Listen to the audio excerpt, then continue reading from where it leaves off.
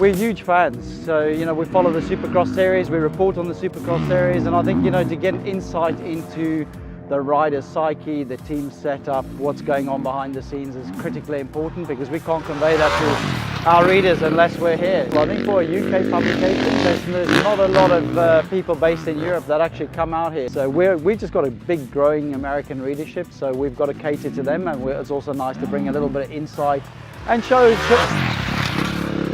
the guys that we like to travel, The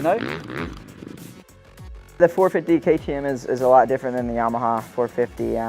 Initially, right away, I noticed how much lighter it was and how much narrower it was. I really enjoyed. And then for me, being a smaller rider, that helped being lighter for sure. And then, like I call the cockpit area, in between your legs, much narrower and actually a little shorter to the foot pegs and stuff. So for me, I felt bigger on the bike and stronger on the bike. So I right away felt right at home, and they keep changing little things and it gets better, and I'm like, oh, awesome. So yeah, for me it's just a learning process, and I feel at home right away, so I'm excited.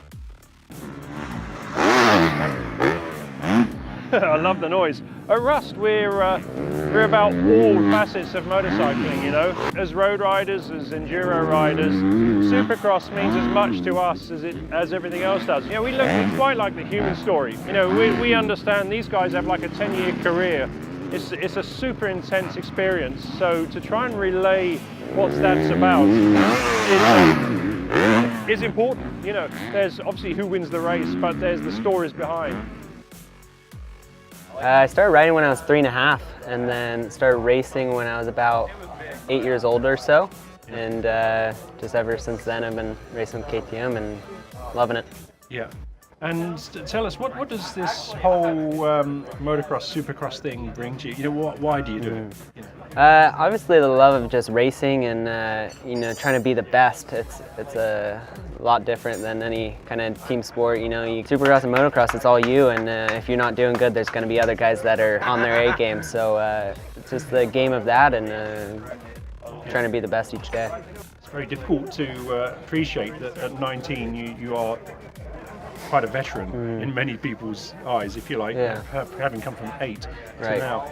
And what does it mean on a day-to-day basis, with school and everything else? Right, yeah, I graduated from high school, and a lot of people kind of get homeschooled and pretty early, but I was always in school, and that was good for me. And then kind of like after my first year of high school, I started doing online schoolwork, and that's basically because the teachers start getting mad at you, and you're missing so many days because you're trying to do this and get your career going, but they don't really understand yet that it's a job. We'll be back for the beginning of the season, having a look at that. I mean, what's not to love, isn't it? We're in California, there's a blue sky, the most immaculate track, and some of the best riders in the world. It's like going to just have a private session with Lewis Hamilton, isn't it?